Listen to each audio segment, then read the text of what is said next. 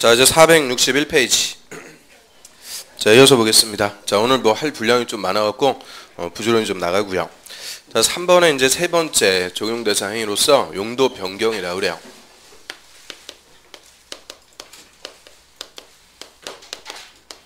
저희 건물의 용도를 이제 다른 용도로 변경할 때, 자, 이때도 건축법 적용하고요. 자, 요거는 뭐 독자적으로 한 문제입니다. 용도 변경은 단독으로 한 문제. 그러면 좀 전에 우리 건물의 용도가 총 몇 개가 있었어요? 29개. 자, 이 29개 용도를 다른 용도로 바꿔요. 그러면 그 경우의 수가 29 곱하기 28. 29 곱하기 28 몇 개요? 엄청 많아요. 그래서 이 용도 변경을 규제하기 위해서 다시 우리 건축법에서 이 29개 용도를 9개 시설군으로 재편성을 해주게 돼요. 9개 시설군으로 재편. 자, 이런 재편성하는 주된 기준은 이제 건물이 받는 힘, 하중이라고 그래요. 자, 하중이라는 게 클수록 구조적으로 위험한 거죠. 무너질 우려가 큰 거예요. 그래서 건물이 받는 하중, 요걸 기준으로 쉽게 얘기하면 구조적으로 위험한 것부터 덜 위험한 것 순으로 쭉 9개 시설군으로 재편성합니다. 그러면 용도 변경은 요 시설군의 순서. 자, 요거를 반드시 외우셔야 돼요. 그래서 앞글자 그대로 따가지고 자산 전문 영교 근주기. 자, 마지막 거 그 밖의 시설군은 기타 시설군 이렇게 바꿔갖고요. 자산 전문 영교 근주 그 하면은 뭔가 새는 것 같으니까 근주기. 그래서 기타 시설군. 하여튼 우리 앞글자 따갖고 외우는 것 중에서 공법에서 제일 중요한 것 중에 하나입니다. 자산 전문 영교 근주기. 반드시 외우셔야 돼요. 이것도 자기 마음대로 또 바꿔갖고 뭐 영문산 교주기 뭐 이렇게 외우고 그러면 안 돼. 자산 전문 영교 근주기. 그리고 자동차 관련 시설군에는 딱 하나 있어요. 자동차 관련 시설. 자, 이 자동차 관련 시설의 대표적인 건물이 주차장입니다. 주차장이 하중이 제일 큰 거예요. 그래서 주차장 건물 보면 기둥이 가장 촘촘히 서 있죠. 하중이 제일 커가지고 구조적으로 제일 위험한 거고요. 맨 밑에 거꾸로 기타 시설군에는 동식물 관련 시설 또 하나 있어요. 그럼 동식물 관련 시설의 건물 대표적으로 뭐 있었을까요? 축사 같은 거 있죠. 개돼지 우리 노가주택 옆에 이제 스레트 지붕 얹어가지고 가장 허름하게 지고 하는 게 그 축사예요. 그래서 가장 구조적으로 덜 위험한 거고요. 자, 그럼 축사 같은 거 이거 무너졌어요. 축사 무너졌다 어떻게 돼요? 그 동네 잔치 벌이는 거죠. 그래서 이제 축사 같은 거는 구조적으로 제일 덜 위험한 거다. 그래서 제일 위험한 거부터 덜 위험한 거 순으로 쭉 배열한 건데 산업 등 시설군에 제일 많습니다. 운수, 공장, 창고, 위험물, 자원순환, 묘지, 장례식장. 자, 7가지 정도가 쭉 들어가니까 읽어보시고요. 전기통신설군에는 2개, 방송통신, 발전. 그다음 문화집회시설군에는 문화집회, 종교, 위락, 관광, 휴게시설. 영업시설군에는 판매, 운동, 숙박, 다중생활시설. 여기서 다중생활시설은 이종근생, 고시원 얘기하고요. 그다음 교육복지시설군은 의료, 교육연구, 노유자, 수련, 야영장 시설. 그래서 자, 이 시설군에서도 특히 이 중간 거 3개. 자, 여기에 용도가 핵심입니다. 그래서 이 중간의 시설군 3개 용도는 반드시 외우셔야 돼요. 자, 앞글자 따가지고 문, 종, 위, 관.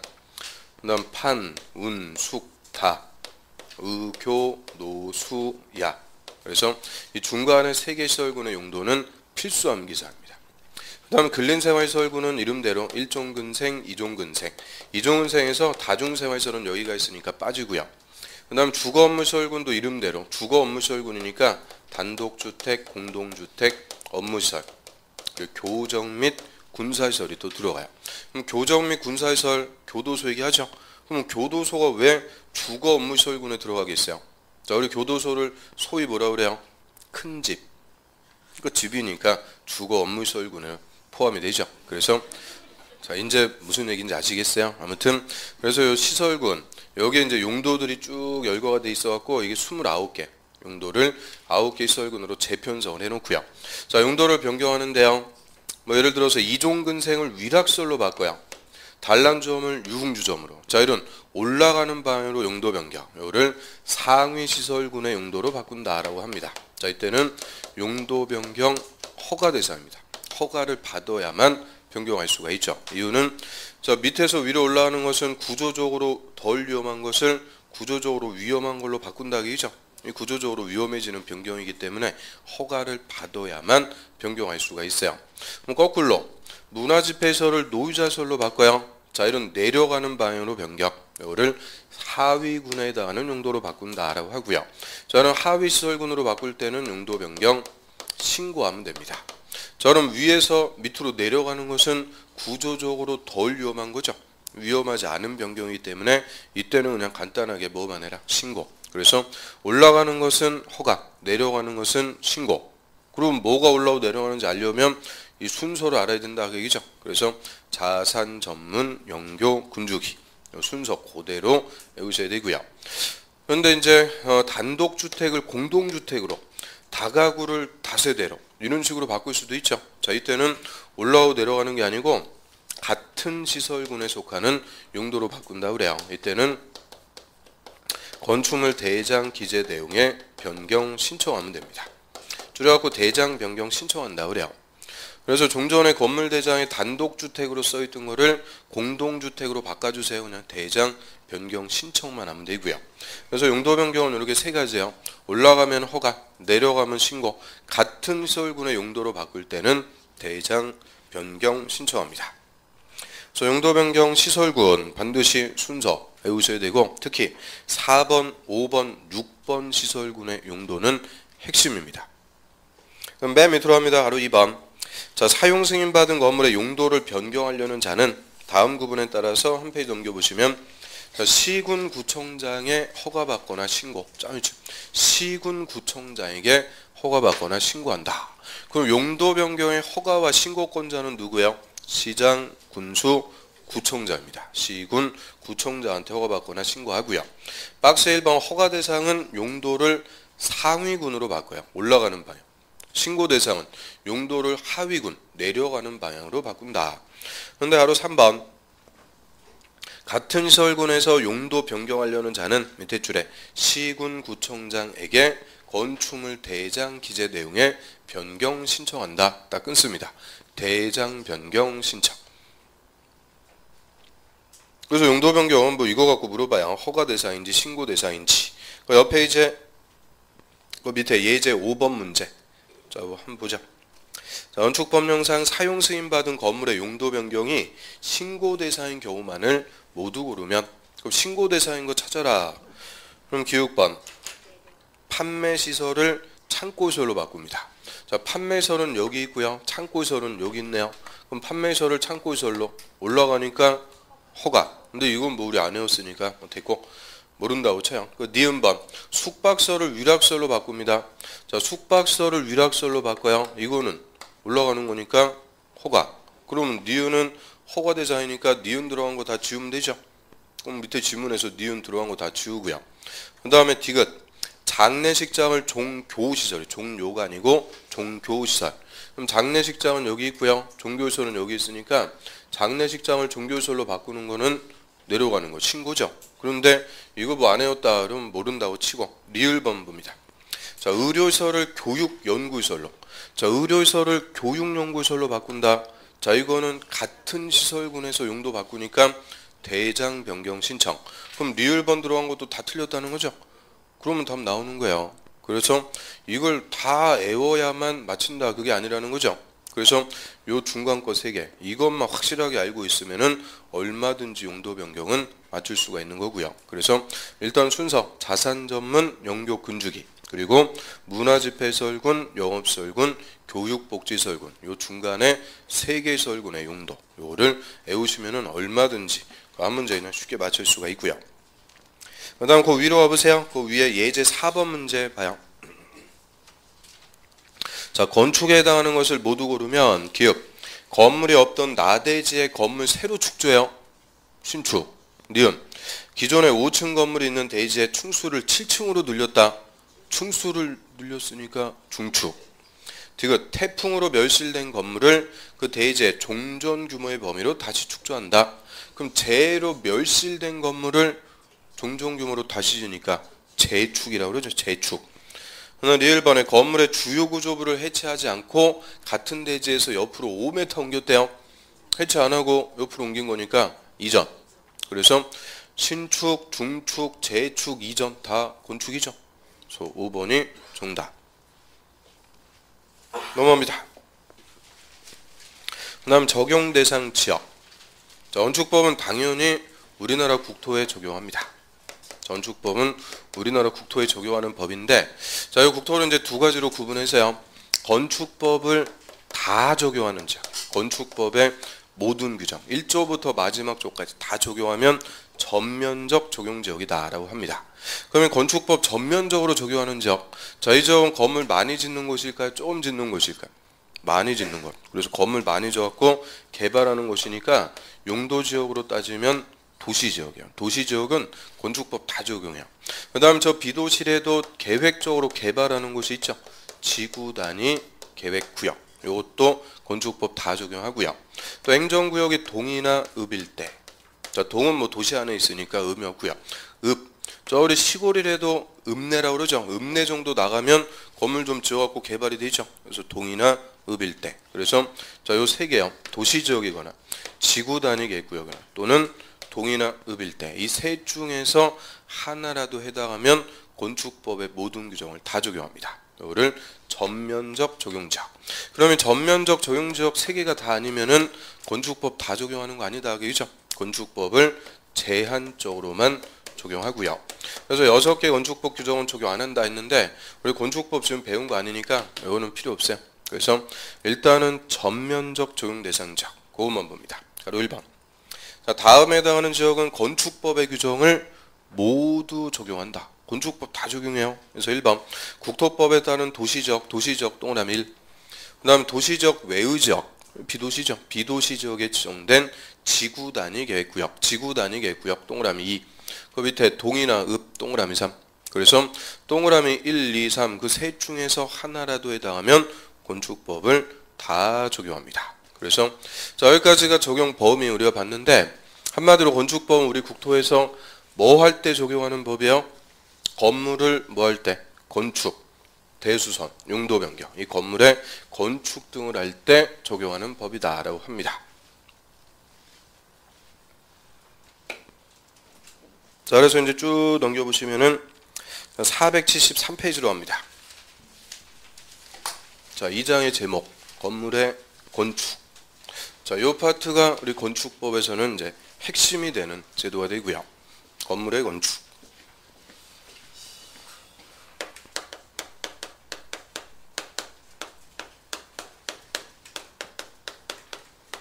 저희 건물 건축하려면 건축법에서 건축 허가를 받아야 됩니다. 건축 허가. 저희가 우리 건축법 11조 건축법의 핵심이 되는 제도고요. 자, 건축 허가는 한 문제도 아니고 거의 매년 2문제씩 출제가 되는 건축법에서 가장 중요한 제도가 되죠. 그 다음에 건축 허가를 기반으로 해서 이제 어떤 절차로 건물을 건축을 하고 이 절차에 따라서 건축한 건물을 사용하면서 유지 관리의 기준까지. 자, 크게 이렇게 이자원 3가지 체계로 구성이 되어 있고요. 자, 이 중에서 허가가 핵심인데 허가를 받는 것도 건축 절차의 하나니까 일단은 절차부터 간단하게 좀 볼게요. 자, 우리 건축법에서 건물 건축하는 자를 건축주라고 합니다. 건축주.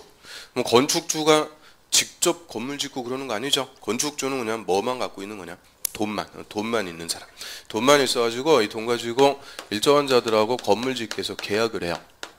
그럼 일단 이 건축주하고 계약을 체결한 설계자가 이 건축법에 맞게 건물 설계합니다. 설계 도면을 작성.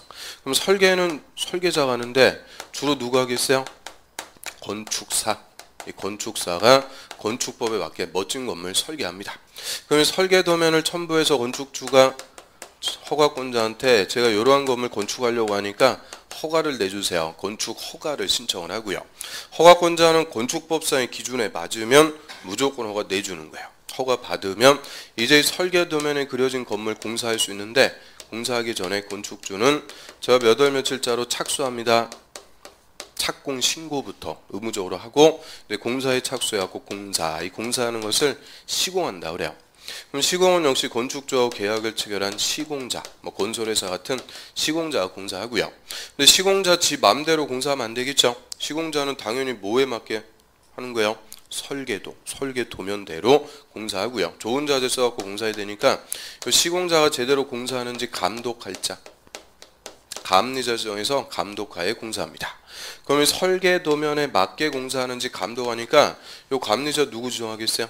설계한 건축사를 그대로 감리자로 지정해서 감독하에 공사합니다. 그래서 요 4명 건축주, 설계자, 감리자, 시공자. 자, 요 4명을 묶어가지고 건축 관계자라고 부르고요. 건축 관계자. 그래서 우리 주변에 건물 큰 거 짓는 공사 현장이 있으면은 안내 표지판 딱 붙어 있어요. 거기에 건축주, 설계자, 감리자, 시공자 이름 다 나옵니다. 그래서 요 4명을 묶어갖고 건축 관계자인데 우리 건축법에서는 설계자든 감리자든 시공자든 다 누가 지정하는 거냐? 건축주가 계약해갖고 지동 가지고 다 계약해서 지정을 해요. 그래서 이 감리자 감독하에 시공자 공사 몇 달 지나갖고 공사 다 끝났어요. 허가받은 대로 공사를 잘했는지 검사 받죠.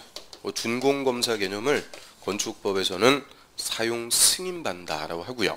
자, 이 사용 승인 떨어지면 이제 건물을 적법하게 사용할 수 있게 됩니다. 자, 이게 건축 절차인데 자, 뭐 절차를 시험에서 물어보고 그런 건 아니니까 애우고 그럴 필요는 없어요. 그럼 이 절차 중에서 핵심은 당연히 뭐겠어요? 건축허가. 자, 이거를 못 받으면 다 필요 없는 거죠. 그래서 건축허가만 별도로 띄워가지고 언제 누구한테 허가 받는지 쭉 보고요. 자, 허가 받아갖고 공사 끝났다. 또 뭘 받아야 돼요? 사용 승인. 요걸 받아갖고 사용하죠. 그래서 건축 절차는 허가 받아갖고 공사, 승인 받아갖고 사용. 요게 이제 핵심이고요. 그럼 일단 건축허가 보기 전에 그 473페이지에 사전 결정의 신청이라는 게 또 있어요. 그럼 사전 결정을 신청한다. 사전에 결정해 주세요. 신청하죠. 뭐를 결정해 달라고 신청할까요? 허가 내줄 수 있는지 없는지, 건축허가 내줄 수 있는지 없는지 미리 결정해 달라고 신청하는 것을 사전 결정을 신청한다라고 하고요. 자, 이런 사전 결정을 신청하는 실익은 어디에 있겠어요? 저래 건물 지으려면은 뭐부터 있어야 돼요? 땅부터. 그럼 땅부터 덜컥 사놓고 건축허가 신청했는데 불허가 받으면 낭패죠. 그러니까 땅 사기 전에 제가 이 땅에다가 이 건물 지으려고 하는데 허가 내줄 수 있습니까? 미리 결정해 달라고 신청하는 거. 그거를 사전 결정을 신청한다라고 하죠. 그래서 신청 가로 1번. 자, 허가 대상인 건물을 건축하려는 자는 허가를 신청하기 전에 허가권자에게 미춤. 허가권자에게 건물 건축에 대한 다음 사항에 대해서 사전 결정을 신청할 수 있다. 그래서 박스 1번. 자, 해당 대지에 건축하는 것이 이 법이나 관계법령에서 허용되는지 여부. 한마디로 허가 내줄 수 있는지 미리 결정해 달라고 신청한다. 그 얘기죠. 맨 밑으로 합니다. 가로 2번. 결정 후의 통지. 자, 허가권자는 사전 결정의 신청을 받으면 건물의 입지, 규모, 용도 등을 사전 결정, 즉 미리 허가 내줄지 안 내줄지 결정해서 그 신청한 자에게 알려준다. 그럼 허가권자가 허가 내줄게요. 사전 결정해서 통지했어요. 그 이제 사전 결정 통지받고 그날부터 돈 모으는 거죠. 한 20년 걸려갖고 돈 모아갖고 땅 사고 허가 신청했어요. 의미 있어요, 없어요? 없어요. 그래서 한 페이지 넘겨보세요. 자, 중간에 4번의 실효. 사전 결정을 신청한 자는 그 사전 결정을 통지받은 날부터 몇 년? 2년 동안 2년 내 건축허가 신청이 되고, 자, 요 기간 내 허가 신청 안 하면 사전 결정이 실효입니다. 효력이 없어진다. 그러면 사전 결정이라는 것은 의미가 뭐야? 2년 내 허가 신청하면 허가 내줄게요. 허가권자 약속해 주는 거죠. 이 약속의 유효 기간은 몇 년? 2년. 왜 2년이요? 약속. 그래서 사전 결정은 약속이니까 2년입니다. 그 다음 밑으로 합니다. 건축허가의. 자, 건축허가란 건축법에서 정한 건물의 건축, 대선, 용도 변경에 관한 일반적인 금지를 허가 기준에 맞는 경우 해제해서 적법하게 건물을 건축할 수 있도록 해주는 행정기관의 의사표시를 말한다. 쭉 읽어보니까 의미가 그냥 쫙쫙 들어오는 거죠. 국어로 써 있어도 읽어봤자 별로 와닿는 건 없어요. 자, 의미를 한번 보면, 제가 땅을 이렇게 갖고 있는데 이 땅에다 건물 건축하려고 그래요. 건물 짓는 것은 토지 소유권, 재산권 행사입니다. 그럼 재산권 행사는 본질적으로 자유예요, 금지예요? 자유. 뭐 내 돈으로 어떻게 쓰든 내 땅에 건물을 짓더니 자유입니다. 그래서 이 건물 건축하는 것은 본질적으로 자유인데, 저희 건축법에서 우리나라에서 누구라도 함부로 건물 건축할 수 없다. 다 건축을 금지합니다. 즉 재산권 행사 못하게 하는 거예요. 그럼 왜 건축을 금지하는 걸까요? 우리 공법에서 국민의 부동산 재산권 행사를 규제하는 목적은 다 두 글자로 공익이라고 그랬죠. 공익을 위해서 규제하는데, 자 여기서 공익, 건축법에서 얘기하는 공익은 건물의 안정 같은 걸 얘기해요. 이게 함부로 지 마음대로 건물 지어갖고 부실 시공해서 무너졌다, 자기만 죽는 거 아니죠. 딴 사람이 죽어요. 그래서 함부로 건물 지으면 타인의 생명, 신체 이런 것들을 침해해서 위험하게 되니까 함부로 건물 못 짓게 하는 거예요. 그리고 건축법에 규정하는 게 이런 기준이에요. 건물 안전하게 건축하는 기준. 이런 기준을 딱 정해놓고 그 기준에 맞게 설계자가 건물 설계해서 이제 허가권자한테 허가 신청했어요. 그 허가권자는 건축법에 정한 이 기준에 맞으면 허가 내주겠죠. 허가를 받으면 이 건축 금지가 없어진다 그래요. 금지가 해제가 돼서 이제 적법하게 건물을 건축, 즉 재산권을 행사할 수가 있게 된다라고 해서, 자 허가라는 것의 의미는 법에서 금지하는 것을 해제해서 할 수가 있도록 해주는 행정처형이다라고 하는데, 그래도 어렵죠. 그러면 건축허가는 건물 건축하기 전에 받는 거예요, 후에 받는 거예요? 전에. 항상 우리 공법에서 허가는 사전에, 사전 허가. 사후에 허가 받는 거는 일체 없는 거예요. 사전에 허가를 받아야 금지가 풀려갖고 적법하게 건축할 수 있고요. 그러면 허가 안 받고 무허가로 건물 건축했다, 건축법 위반이죠. 처벌합니다. 도시지역에서 무허가로 건축하면은 3년 이하의 징역, 5억 원 이하의 벌금입니다. 3년 5억. 엄청 세게 처벌해요. 그래서 허가를 받아야 적법하게 건물을 건축할 수 있다. 자, 이게 건축허가고요. 그 옆 페이지로 합니다. 그럼 2번에 허가권자 누구한테 와서 허가받는지 거기다 필표. 자, 허가권자 원칙, 건물을 건축 동그라미 건축하거나 대수선 동그라미 하려는 자는 특별자치시하고 특별자치도지사는 가로로 묶어갖고 다 생략. 그 밑에 줄에 시장, 군수, 구청장의 허가, 밑줄 시군구청장한테 허가받아야 된다. 그럼 일단 건축허가 뭐 하려면 허가받으래요? 건물을 건축. 건축이 뭐예요? 건축. 신, 증, 계, 제, 이. 대수선 하려면. 대수선은 뭐였어요? 대수선.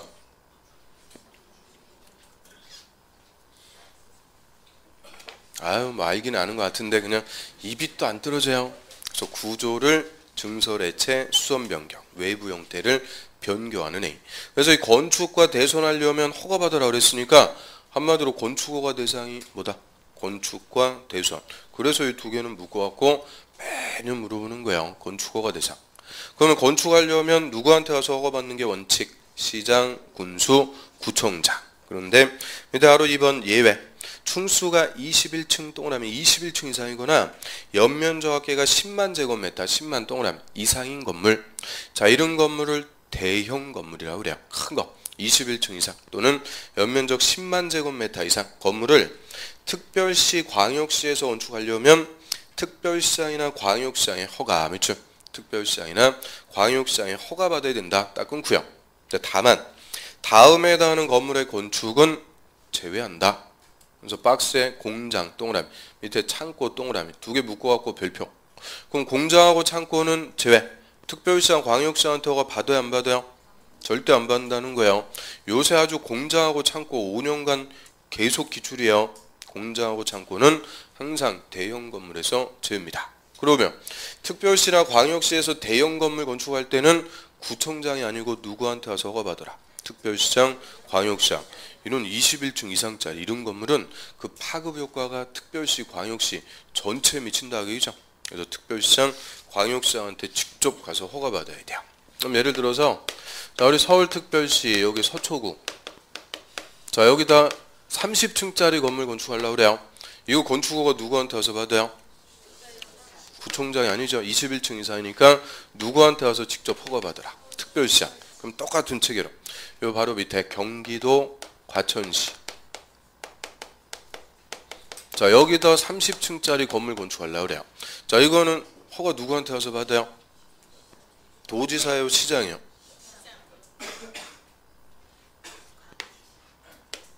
시장한테 허가받습니다. 그래서 절대 건축허가권자 될 수 없는 것이 도지사입니다. 그 허가권자 옆에다가 도지사 X 크게 쓰세요. 그래서 절대 도지사는 건축허가권자가 될 수가 없고요. 그 여기서도 시장이 허가 내주는데 다만 과천시장 이런 대형 건물을 허가하려면 미리 도지사한테 물어봐야 돼요. 이거 허가해도 좋습니까? 여기에 대해서 도지사 허가해도 좋다. 뭐를 해주는 거냐? 승인. 그럼 도지사의 승인 받아갖고 시장이 허가합니다. 그래서 도지사는 하급 행정처인 시장 군수에게 허가를 해도 좋다. 승인을 해주는 거지 직접 국민한테 허가를 내주는 허가권자는 될 수가 없어요. 그래서 밑에 보시면 3번. 자, 도지사의 허가가 아니고 뭐야? 도지사의 승인이요. 도지사는 승인권자가 되는 거지 허가권자가 아니고요. 그럼 시장 운수는 밑줄 다음에 해당하는 건물의 건축을 허가하려면 미리 밑에 줄 도지사한테 뭘 받아야 된다? 승인 밑줄 도지사의 승인 받아야 된다. 그럼 이제 순서가 어떻게 되는 거예요? 도지사한테 승인 받아갖고 허가는 누가 하는 거예요? 시장하고 군수. 그래서 도지사한테 승인 받아갖고 시장 운수가 허가하는데요. 대상 박스에 1번 충수가 21층 동그라미 21층 이상이거나 연면적 합계 10만 제곱미터 동그라미 이상인 건물. 근데 밑에 줄 다만 앞에서 다 끊고요. 다음에 해당하는 건물은 제외. 역시 공장 동그라미 창고 동그라미 두 개 묶어갖고 별표. 그럼 공장하고 창고는 제외. 도지사한테 승인 받아야 안 받아요? 안 받는다 얘기죠. 그러면 이거 좀 전에 뭐하고 똑같은 거예요? 특별시장, 광역시장한테 허가를 받는 대형 건물하고 똑같다 얘기죠. 그래서 이 허가권의 책이 어떻게 들어가는지 확실하게 구분하셔야 돼요. 특별시, 광역시에서는 대형 건물을 누구한테 와서 직접 허가받는다. 특별시장, 광역시장. 근데 도에서는 대형 건물을 도지사한테 허가받는 게 아니죠. 도지사의 승인을 받아갖고 시장이나 군수가 허가합니다. 그리고 항상 대형 건물이라고 할 때는 뭐는 제외다. 공장하고 창고는 제외입니다. 공장, 창고는 제외. 넘어갑니다. 자, 4번에 건축허가의 거부. 원래 이 건축허가라는 것은 거부 못해요.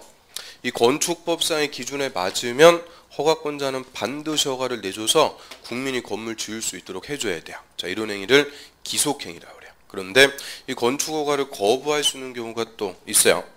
한번 보면 자, 허가권자는 건축허가하고자 할 때 건축기본법에 따른 한국 건축 규정의 준수 여부를 확인해야 된다. 그래서 한국 건축 규정 그거에 맞으면 무조건 허가 내줘야 된다는 거예요. 근데 딱 끊고 다만 다음에 해당할 때는 이 법이나 다른 법에 불구하고 건축위원회 심의 밑줄 건축위원회 심의 거쳐갖고 허가를 하지 아니할 수 있다. 허가 안 내줄 수 있다. 그래서 박스에 1번 위락설과 숙박설 두 개 비춤 해당하는 건물의 건축을 허가하는 경우 그 밑에 건물의 용도, 규모, 형태가 주거환경, 교육환경 등 주변 환경에 부적합하다고 인정하면 허가를 거부할 수 있습니다. 그럼 일단 자, 모든 건물에 대해서 허가 거부할 수 있다가 아니라는 거죠. 허가 거부할 수 있는 거는 딱 두 개. 위락설하고 숙박설. 이 두 개만 허가 거부할 수 있는 거예요. 그럼 위락설이 뭐였어요? 위락설. 술 먹고 춤추고 땡기고 이런 것들. 숙박설은 뭐였어요? 모텔 이런 것들. 그래서 위락설하고 숙박설 두 개는 건축 규정에 맞아도 뭐에 안 맞으면 주변 환경에 안 맞으면 허가 안 내줄 수 있다 얘기죠. 그래서 이 주변 환경까지 고려해서 허가 내주는 건물이 딱 그 두 개입니다. 위락설하고 숙박설 두 개만 허가를 거부할 수가 있고요. 자, 거부할 때는 허가권자 단독이 아니고 뭘 거쳐야 돼요? 건축위원회 심의 거쳐갖고 허가를 거부할 수가 있습니다. 그 다음에 들어갑니다. 5번 건축허가의 필수적 취소. 반드시 취소한대요.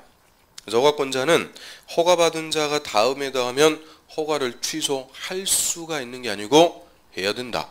딱 끊고요. 다만 정당한 사유가 있으면 1년까지 착수기간 연장할 수는 있다 했는데 반드시 취소하는 거 박스에 1번 허가받은 날부터 1년 동그라미 1년 밑에 줄 1년 내 공사에 착수하지 않을 때 그럼 허가받고 1년이 지날 때까지 착수도 안 했다. 이거 건물 지어야 안 지어요? 건물 안 짓는다 그 얘기니까 허가 반드시 취소해버립니다. 그런데 저 허가받고 1년 내 착수하는지 안 하는지 허가권자 알 수 있어요? 없어요? 없어요. 그래서 좀 전에 건축주는 착수하려면 뭐부터 해라? 착공 신고. 그래서 결론 허가받고 1년 내 이 착공 신고가 안 들어가면 허가권자는 반드시 허가를 취소합니다. 그래서 이 건축법에서는 지금 착수기간 몇 년 준다는 거예요. 딱 1년. 제일 짧아요. 건물 하나 짓는데 착수기간이 뭐 2년, 3년 길어질 이유가 없죠. 제일 짧습니다. 건축법은 착수기간 딱 1년 주는 거고요. 그 다음에 맨 밑에 6번 대지의 소유권 확보. 자, 얘가 작년에 또 신설됐어요. 상당히 중요한 조문이고요. 자, 건축허가 받으려는 자는 해당 대지의 소유권 확보해야 된다. 딱 끊습니다. 허가 받으려면 뭘 확보하라고요? 대지, 땅 소유권부터 확보해라. 당연한 거죠. 남의 땅에 건물 지을 수 있어요? 없어요? 없어요. 건물 지으려면 땅부터 확보하는 게 원칙. 그런데 다만 다음에 해당할 때는 그러하지 않다. 그러하지 않다는 것은 대지 소유권 확보하지 않아도 허가 받을 수 있다. 그 얘기죠. 그래서 자, 옆에 이제 박스 1번. 자, 건축주가 대지의 소유권을 확보하지 못했는데 그 대지를 사용할 수 있는 권은 사용권을 확보한 경우, 그 사용권 확보 있죠. 그럼 소유권을 확보 못했는데 사용할 수 있는 권은 사용권은 뭐가 있어요? 지상권, 전세권, 임차권 이런 사용권이 있으면 남의 땅에 건물 지을 수 있죠. 그래서 사용권 확보하면 허가 받을 수 있는데요. 딱 끊고 자, 여기서는 단서가 핵심이에요. 다만 분양을 목적으로 하는 공동주택은 제외. 짜면죠? 그럼 분양 팔아먹기 위해서 짓는 공동주택은 제외니까 반드시 뭐를 확보해야 된다. 소유권. 그래서 분양하기 위해서 공동주택 건축할 때는 무조건 대지의 소유권을 확보해 줘야 됩니다. 자, 이 정도 하고요. 넘어갑니다. 그 다음 478페이지에 그 맨 밑에 4번 건축허가 제한. 거기다 불표. 자, 건축허가를 제한한다. 의미가 뭐겠어요? 허가권자한테 허가 내주지 마라 그 얘기죠. 허가 자체를 못 내주게 제한. 이 허가를 못 내주게 제한할 수가 있고요. 그럼 먼저 제한권자 가로 1번. 자, 국토부 장관은 밑줄 국토관리를 위해서 특히 필요하거나 또는 주무부 장관이 국방, 문화재, 환경보전 또는 국민경제를 위해서 특히 필요하다고 인정해서 요청하면 허가권자 동그라미 허가권자의 건축 허가나 이미 허가를 내줬으면 착공을 못하게 제한할 수 있습니다. 그럼 일단 첫 번째 제한권자 누구예요? 국토부 장관. 자, 국토부 장관은 우리 공법에서 제일 높은 사람이죠. 모든 허가권자한테 허가 못 내주게 할 수 있어요. 허가를 제한할 수 있다. 그럼 모든 허가권자 하면은 누가 있겠어요? 특별시장, 광역시장, 시장, 군수, 구청장. 모든 허가권자한테 허가 내주지 마라. 제한할 수가 있고요. 자, 국토부 장관이 제한할 수 있는 사유 두 개입니다. 국토관리상 특히 필요하거나 누가 요청할 때요. 장관이 요청할 때. 장관이 요청하면 허가 제한할 수 있고요. 그래서 국토부 장관은 특별시장의 건축허가도 제한할 수 있죠. 그래서 한 10몇 년 전쯤에 국토부 장관이 특별시장의 건축허가권 제한한 사례가 있죠. 그 당시에 서울시장이 이명박 씨였어요. 이명박 씨. 근데 그 롯데가 제2롯데월드 그 100층 넘어가는 거 있죠. 그 10몇 년 전쯤에 건축허가 신청한 거예요. 그런데 그 당시에 이제 이명박 시장은 허가 내주려고 그랬죠. 뭐 삽질하고 이런 거 좋아하니까 허가 내주려고 그랬는데 그 옆에 보면은 서울 비행장 있죠. 그 대통령 뜨고 내리는 군사 비행장. 그 옆에 있는데 100층 넘어가는 거 지으면은 다 보이죠. 국방상, 보안상 안 좋으니까 국방부 장관이 국토부 장관한테 허가 못 내주게 요청을 했어요. 그래서 그 당시에는 특별시장이 허가를 내줄 수가 없었습니다. 그런데 몇 년 지나고 이명박 씨가 뭐가 돼버려요? 대통령이 되면서 화려하게 허가를 내줬어요. 오세훈 시장이 허가 내줘갖고 좀 건축 거의 다 했는데 아무튼 자, 국토부 장관은 특별시장이든 광역시장이든 허가 다 못 내주게 제한할 수 있다는 거예요. 그 다음에 밑으로 갑니다. 가로 2번.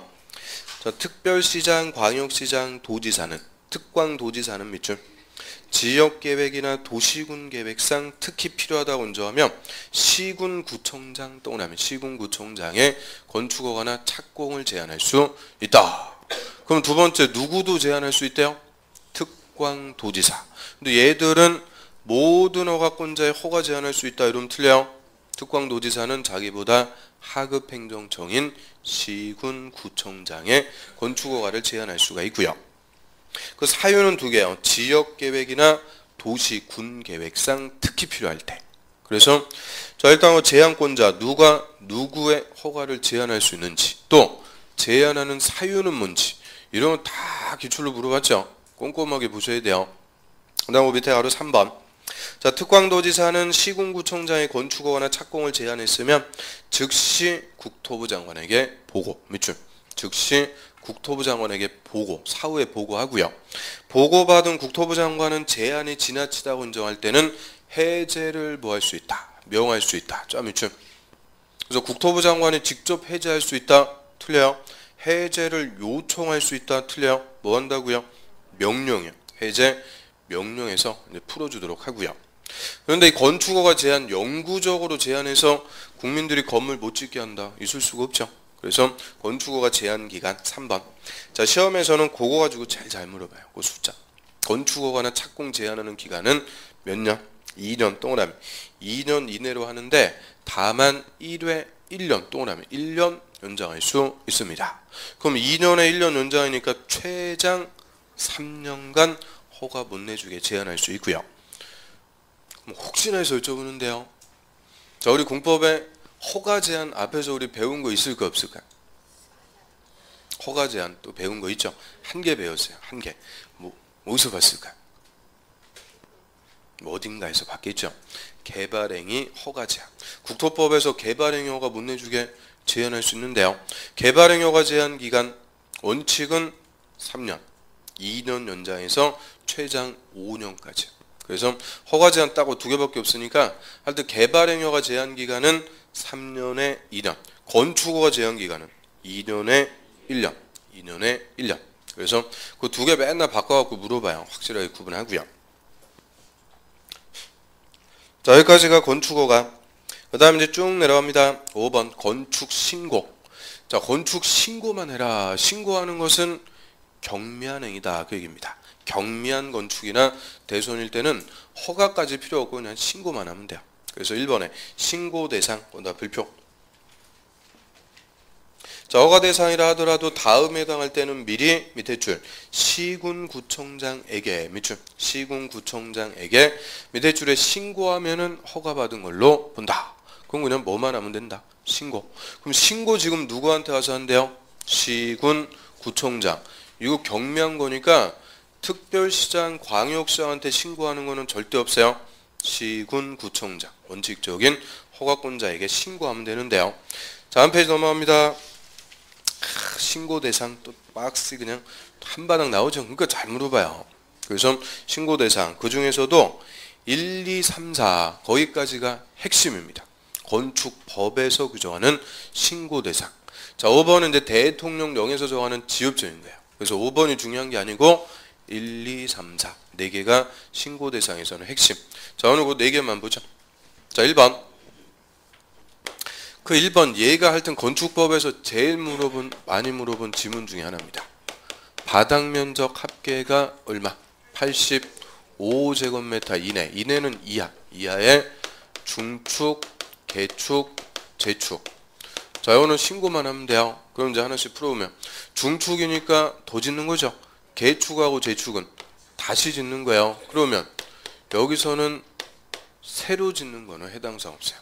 새로 짓는 신축하는 게 아니고 기존의 건물을 더 짓거나 다시 짓는데 그 면적이 얼마 이하면 85제곱미터 이내면 신고만 해라 그 얘기죠. 그러면 저희 집 옥상에 옥탑을 더 질려고 그래요. 중축한다 그러죠. 근데 그 옥탑 중축하려는 면적이 80제곱미터예요. 그럼 80제곱미터 옥탑 중축하려면 허가 받아야 된다. 신고만 하면 된다. 신고만 해라 그 얘기죠. 의미 아시겠어요? 중축, 개축, 재축하는 면적이 얼마 이하? 85 이하. 신고하면 되고요. 그 다음에 두 번째 거는 세 가지 요건을 모두 갖춰야 돼요. 자, 용도죠. 관리, 농림, 자연환경, 보전지역. 그럼 관리, 농림, 자연환경, 보전. 자, 이 지역들은 묶어가지고 무슨 지역이라고 불러요? 비도시. 도시지역이 아닌 비도시. 다만 비도시래도 개발하는 지구 단위 계획구역은 제입니다. 그래서 첫 번째 비도시 지역에서 두 번째 연면적이 200제곱미터 미만이고 세 번째 층수가 3층 미만 소규모 건물을 건축할 때 자 이런 건물을 소규모라고 그래요. 이 소규모 건물을 비도시 지역에서 건축하는데 세 가지 요건. 첫 번째는 비도시 지역, 두 번째는 200 미만, 세 번째는 3층 미만. 이 세 가지 요건 다 있는데 두 번째니까 얼마요? 200. 세 번째니까 3층. 숫자는 그냥 딱 떨어져요. 그래서 비도시 200 미만, 3층 미만 소규모 건물을 건축할 때는 신고합니다. 그러면 자, 이 구분해서요. 자, 예를 들어서 도시 지역에서 연면적 150, 층수가 2층. 자, 이런 소규모 건물 건축하려고 그래요. 자, 이거는 허가 받아야 돼요. 신고만 하면 돼요. 허가 받아야죠. 도시 지역은 소규모 건물이라도 원칙 허가 대상입니다. 그러면 비도시 관리 지역에서요. 관리 지역에서 연면적 200, 층수 2층. 자, 이 건물 건축할 때는 허가 받아요. 신고만 하면 돼요. 허가 받아야죠. 200 미만은 200이 포함 안 된다 그죠? 그럼 200부터는 다시 허가 원칙대로 허가 받아야 돼요. 그러면 세 번째 농림지역에서 연면적 150, 층수 3층. 자, 요 건물은 허가 신고. 허가 3층 미만. 3층부터는 허가. 하여튼 세 번을 쪼르르 다 틀리는 거예요. 그래서 자, 요 반대로 해석하면 어떻게 돼요? 자, 용도 지역이 무슨 지역이요? 도시지역. 또는 연면적 얼마 이상? 200 이상. 또는 층수가 3층 이상 되면 이건 원칙대로 허가 대상이라는 거죠. 그래서 이 세 가지 요건을 모두 갖춰야 돼요. 비도시에서 200 미만이고 3층 미만인 건물을 건축할 때는 신고. 그 다음에 두 번째 거를 확실하게 정리해야 세 번째 게 따라옵니다. 자, 세 번째 거는 200 미만이고 3층 미만 이런 소규모 건물을 뭐 할 때 대수선 이것도 신고하면 돼요. 200 미만이고 3층 미만인 건물의 대수선. 그리고 네 번째는 대수선인데 주요 구조부의 해체가 없이 수선만 하는 대수선. 그럼 주요 구조부를 해체해버리면 이거는 경미한 게 아니다 그죠? 해체 없이 수선만 하는 대수선. 그럼 내력벽은 얼마 이상 수선해야 대수선이 돼요? 30 이상. 기둥이나 보나 지붕틀은 각각 몇 개 이상? 3개 이상 수선만 하는 대수선. 그것도 신고하면 됩니다. 그래서 자 1, 2, 3, 4번 금방 정리해요. 일단 첫 번째 중축, 개축, 재축하는 면적이 얼마 이하? 85 이하. 두 번째 비도시에 200 미만이고 3층 미만인 건물을 건축. 세 번째 200 미만이고 3층 미만인 건물을 뭐한다? 대수선. 또 네 번째 해체가 없이 뭐만 하는 대수선? 수선만 하는 대수선. 네 가지는 신고만 하면 된다. 그래서 일단은 그 법에서 규정하는 4개 핵심 그것만 딱 보고요. 다음 과정부터는 이제 5번 대통령이 정하는 거 한두 개씩 추가해서 보겠습니다. 자, 옆 페이지로 하시고요. 그 2번 맨 위에 실용. 자, 건축 신고한 자가 신고한 날부터 1년 동안에 1년 내 공사에 착수하지 않으면 그 신고의 효력은 없어진다. 실효한다. 다만 얘도 정당한 사유가 있으면 1년까지 착수기간을 연장할 수는 있어요. 그래서 건축 신고했을 때도 몇 년 내 착수해라? 1년. 그럼 좀 전에 건축 허가 받으면 몇 년 내 착수해야 돼요? 건축 허가 받았다. 1년. 자, 1년 내 착수. 그래서 건축법은 허가를 받든 신고했든 다 몇 년 내 착수? 1년. 1년 내 착수 안 하면 허가는 반드시 취소. 신고는 실효가 돼서 건물 못 짓습니다. 그래서 건축법은 착수기간 다 1년 준다. 1년.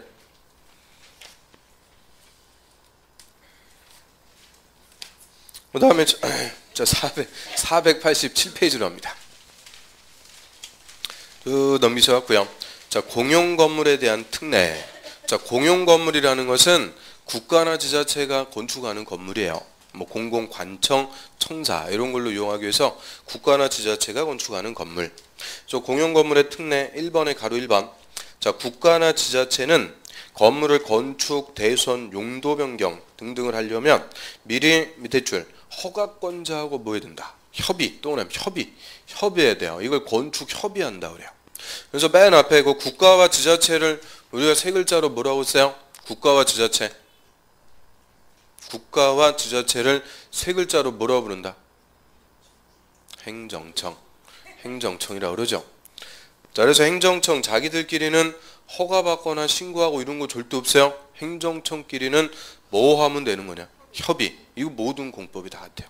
그래서 국가나 지자체 자기들끼리는 협의하는 겁니다. 그래서 국가나 지자체가 건물 건축할 때는 허가받는 게 아니고 뭐 한다? 협의. 협의해서 이제 공사. 다 끝났어요. 그럼 공사 잘했는지 검사도 당연히 안 받아요. 그래서 밑에 2번. 자, 협의한 공용건축물은 사용 승인 규정도 적용하지 않습니다. 즉 사용 승인 안 받는다. 딱 끊고요. 다만 공사가 끝나면은 지체 없이 허가권자에게 뭐는 해줘라?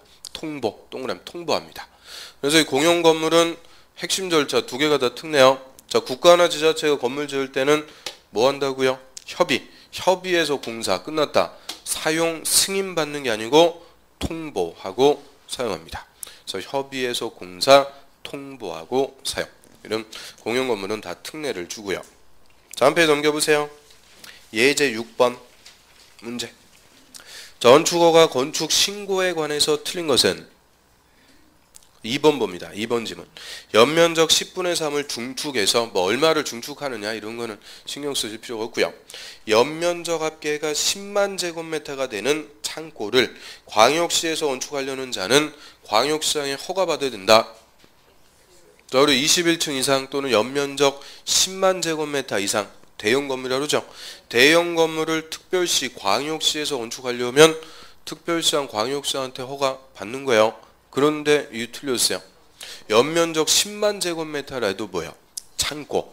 공장하고 창고는 항상 대형 건물에서 지읍니다. 그래서 창고기 때문에 광역시장에 허가받는다. 틀렸어요. 그 다음 밑에 예제 7번 문제. 건축법령상 건축허가 제한에 관해서 틀린 것은 1번. 국방부 장관이 국방을 위해서 특히 필요하다고 인정해서 요청하면 국토부 장관은 허가권자의 건축허가를 제한할 수 있다. 그럼 국토부 장관은 모든 허가권자의 건축허가 제한할 수 있죠. 자, 국방부 장관이 요청하면 제한할 수 있는 거예요. 맞아요. 근데 2번.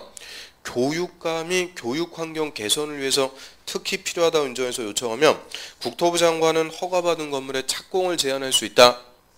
얘가 틀렸어요. 2번 정답. 뭐가 틀렸어요? 자, 국토부 장관한테 허가 제한 요청할 수 있는 것은 누구다? 장관입니다. 저 교육부 장관이 요청한다면 모를까? 교육감은 장관이 아니죠. 교육감은 국토부 장관한테 요청할 수 있는 자가 아닙니다. 그래서 2번이 정답.